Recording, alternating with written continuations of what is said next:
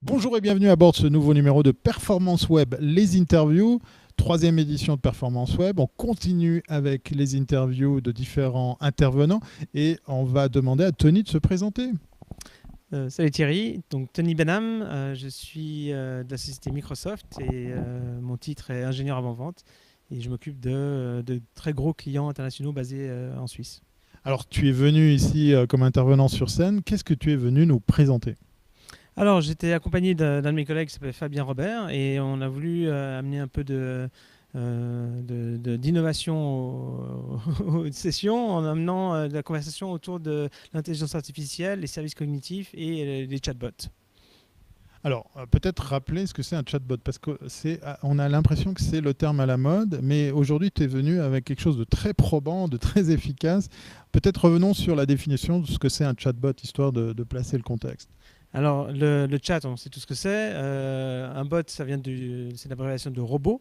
Donc, l'idée, c'est d'avoir une interaction sous forme de chat avec une machine, mais une machine intelligente. Donc, c'est pour ça qu'on parle d'intelligence artificielle également derrière, parce qu'elle doit pouvoir comprendre le langage naturel utilisé dans la conversation, comprendre le contexte d'une conversation, donc la mémoire de ce qui a été dit dans la conversation et le contexte, et ensuite de pouvoir interagir avec la personne pour le rôle de ce chatbot.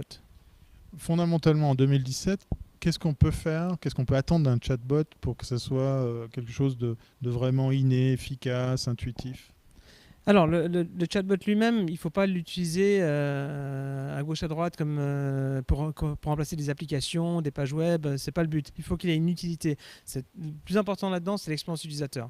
Donc, il faut qu'il y ait vraiment une utilité, un besoin concret du chat pour amener de la valeur à l'utilisateur. Donc, aujourd'hui, on voit énormément de scénarios qui vont de l'utilisation basique du chatbot pour des interactions de triage, en termes de questions répétitives qu'on peut avoir au niveau d'un helpdesk par exemple, au service, pouvoir aller puiser dans une base de connaissances et servir l'utilisateur ou le client, ou même avoir des chatbots très évolués qui se connectent à des bases de données derrière, des CRM, où on peut s'authentifier dans le chatbot. Le chatbot comprend qui on est, notre historique, nos anciennes commandes, nos dernières interrogations qu'on a pu poser, et nous répondre dans ce contexte-là pour apporter des réponses, typiquement dans le côté...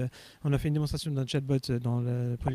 J'allais te demander, quels sont les exemples que tu es venu nous montrer ? Comment tu as illustré ça ? Parce qu'effectivement, on s'était posé la question hors caméra, est-ce qu'on vient avec une vraie démo ou est-ce qu'on met des écrans ? Et toi, tu voulais absolument montrer la démo qui s'est très bien déroulée. Qu'est-ce qu'on a pu y voir ? Heureusement d'ailleurs, on ne sait jamais comment ça se passe dans ces environnements-là. Donc oui, on a voulu mettre en avant on a eu plusieurs démos. Hein. Donc au niveau des chatbots, on a eu une démo d'un chatbot d'une assurance automobile. Donc la personne interagissait avec, a pu soumettre le besoin d'avoir une assurance pour sa nouvelle voiture, et on a pu montrer comment le bot est assez intelligent pour pouvoir questionner la personne et ensuite lui préparer une offre. Et lorsqu'on arrive au bout des limites du chatbot, rediriger l'utilisateur vers un vrai agent humain, on va dire, mais au moins une grande partie du travail a déjà été fait. Un autre chat qu'on avait créé juste pour cette démo, c'était un chatbot pour Performance Web, où on pouvait questionner qu'est-ce que c'est que Performance Web, qui sont les organisateurs derrière, quelles sont les sessions intéressantes, quand se déroule, où ça se déroule et comment est-ce qu'on peut venir. Donc ça donne des informations sur quel bus prendre, quel train prendre, tout ça, les informations qui existaient déjà sur le site web, mais qu'on a condensé dans un bot qui a permis d'avoir quelque chose d'assez efficace. Dans cet exemple-là, on pourrait croire qu'en fait, c'est plus efficace, plus intuitif d'aller poser des questions à quelqu'un, en l'occurrence un robot, que de consulter des pages web. Alors, on revient à ce paradigme éternel dans l'informatique qui est est-ce que c'est à nous de nous adapter à la machine, comme on a eu la ligne de commande, l'interface graphique, ou est-ce que c'est la machine de s'adapter à nous et dans ce cas-là, elle doit pouvoir comprendre qu'est-ce qu'on veut, comprendre notre langage, le dialogue qu'on a, et elle pourra nous guider rapidement vers la réponse. Donc, un autre exemple que j'ai donné, c'était par rapport aussi des SIG, donc une expérience personnelle où ils ont un très bon site bien structuré avec toute la partie questions-réponses organisée par thème, sous-thème, des questions et tout ça. Et j'ai utilisé leur contenu pour faire un chatbot où j'ai pu simplement poser ma question sans avoir besoin de trouver le lien et le drill down et simplement poser une question sur quand est-ce que je serai équipé à la fibre optique, est-ce que je peux payer mes factures en ligne. Et là, automatiquement, il me donne une réponse sans avoir besoin de parcourir toutes les pages, tous les thèmes et tout ça pour trouver une réponse. On sort de là, on sort probablement du schéma qui est déjà structuré au niveau du scénario. Alors là, on a vraiment quelque chose qui va interagir, qui va aller taper dans les informations pour nous les restituer sous la forme comme d'une discussion. Alors, ce bot-là était vraiment un bot basique. C'est un bot qu'on appelle de Q&A, de FAQ, question-réponse.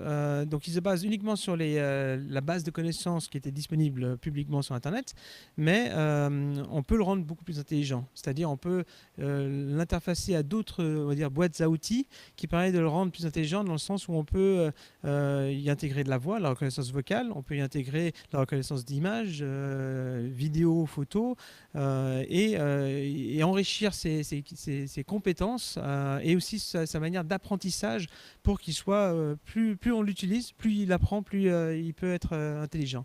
Typiquement, lorsqu'on interagit avec un bot comme ça, quelque chose qu'on n'a pas pu montrer sur scène, c'est lorsqu'on arrive au bout des compétences du bot, il peut ouvrir un ticket dans le CRM de l'entreprise, dire à la personne que vous allez être contacté prochainement par un agent qui va répondre à votre question.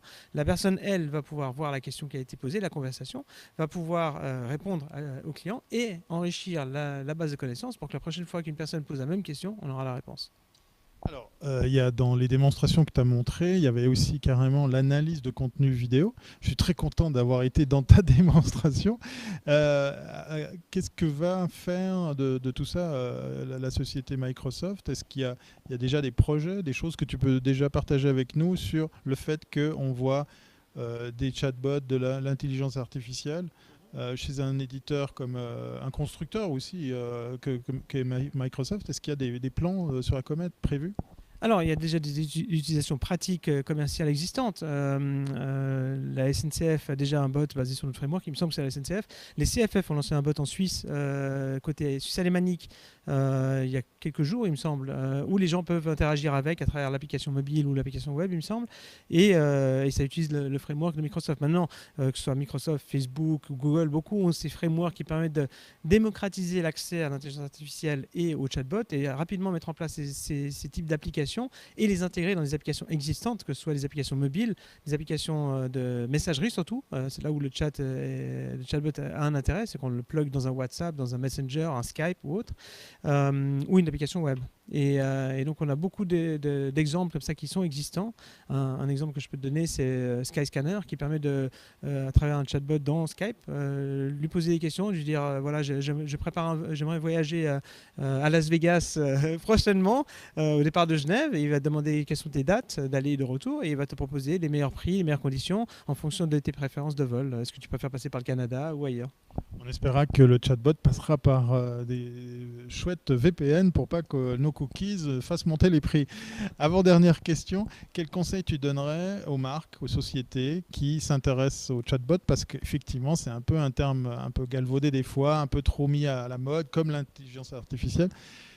Dans un véritable usage, quel premier conseil tu donnerais à une marque qui s'intéresse à implémenter cette technologie?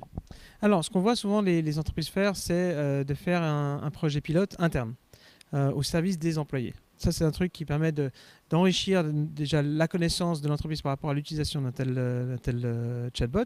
Donc, au service des employés, souvent l'IT ou les RH. Donc, de mettre un bot basé sur une base de connaissances interne et de pouvoir exposer ça aux employés et déjà d'apprendre de cette expérience-là. Avant d'exposer ça ou un autre type de service à des usagers externes, des clients, des consommateurs, et on va pouvoir exposer ça sur son site web ou dans une application mobile qu'on peut avoir. Donc, ça, c'est une bonne manière de se faire la main sur ce genre de technologie. À nouveau, il ne faut pas l'utiliser pour remplacer n'importe quoi. Il faut qu'il y ait une vraie valeur ajoutée pour l'utilisateur final. Il ne faut pas le mettre pour le mettre. Et puis, comme pour beaucoup de technologies et de nouveaux usages, il faut commencer par soi-même. Dernière question, c'est la question commune qu'on pose à tous nos invités. Quelle est ta définition du référencement? On est quand même un event qui parle de ça. Quelle est toi ta définition de ce mot? Le référencement, c'est quoi? Alors bon, c'est peut-être une vision qui date d'il y a quelques années, hein, parce que pour moi le référencement c'était comment arriver à se faire positionner dans les résultats des moteurs de recherche, donc comment arriver à avoir un contenu qui soit relevant et de qualité pour qu'on puisse être mentionné par d'autres sources et monter, je crois, dans les rangs des affichages dans un moteur de recherche. Bing éventuellement. Voilà, le mot est lancé. Bing, il existe plein d'autres moteurs de recherche. Voilà. Tout à fait. Voilà. Je vous invite à les tester. Hein, ça vaut la peine de vous faire une idée justement de tout ce qui existe. Merci beaucoup pour le temps passé avec toi pour cette interview. Et puis on va se dire à très bientôt si c'est pas avant. Avec plaisir. À bientôt.